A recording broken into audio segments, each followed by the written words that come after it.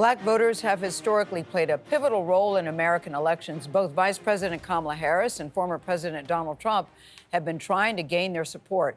So according to the Pew Research, the number of black eligible voters in this country is estimated to be more than 34 million. Now, that's up 7% from the last presidential election in 2020 and accounts for 14% of all eligible voters.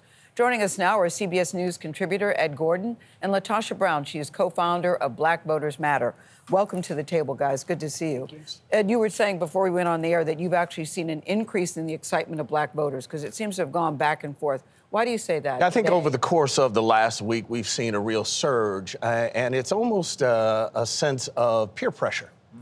If your neighbors are excited and you're the only one on the block that ain't excited, we're pushing you to get excited. And I think that we're seeing this. I also think the rhetoric that we've heard from Donald Trump over the course of the last week and a half is really moving Black America to say, this is not the man for us, including black men. That narrative, and I've been saying it from the beginning, I think was false from the beginning. But we keep hearing that many black men were breaking and for there's Donald the key, Trump. Yes. Many. I don't believe that, never did. I think some, but not many.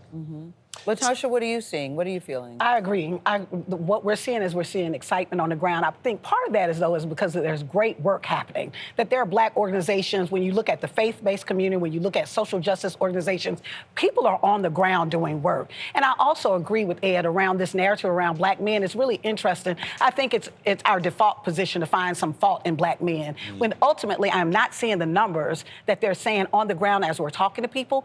Ultimately, I believe one campaign has seen black voters to engage and explore what is it that this disillusionment that is driving that, and another campaign has really seen itself as exploiting that pain, that there is a level of disillusionment around the political process, but that's not new. That's not something that just happened this year. There's been a frustration, an ongoing frustration with the inequities that we see in America right now. So, LaTosha and Ed, let me ask you about that. It was heartbreaking in Gayle's piece that she did in Pennsylvania, where the one woman said, nothing's going to change. I'm not voting. Nothing's going to change. Have the campaigns done enough to convince those folks who think that they are taken for granted by both political parties?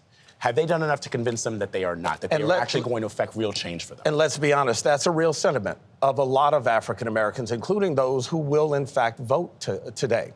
I think we've seen the Harris campaign, particularly over the last 2 weeks, really strive to push this vote. There's concern in Philadelphia whether or not that black voter turnout is going to be big enough. But the idea of Kamala Harris knocking on doors and the big announcement that she is going to be headquartered tonight on Howard University's campus, her alma mater, says a lot to African Americans of who this woman is and what she's saying to the black community and black voters. But don't you think this is so much bigger than the black vote, than Donald Trump? Oh, absolutely. This is really about us making a decision. Are we going to go forward or backwards? This is really a reflection of who we are as a nation. Yeah. What we think about ourselves and what we think about our fellow citizens. At the end of the day, this election is so much greater than just about the candidates. It really speaks to our values. It speaks to us coming out to vote around our voice. It speaks around what we see in our future going forward. LaTosha, there's something that you mentioned, and we report on it quite a bit here on the show, which is misinformation. What have you heard from black voters?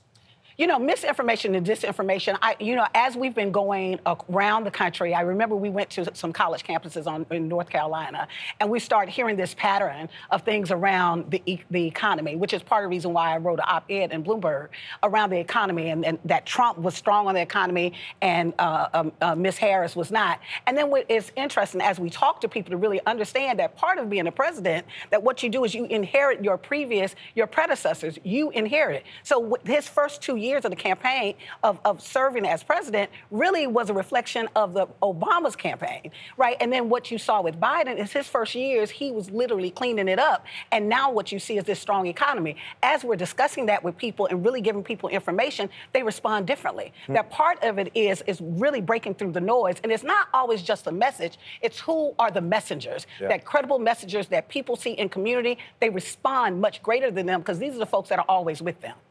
Immigration seems to be a big problem for her, when you look at the voting electorate. How does she get around that?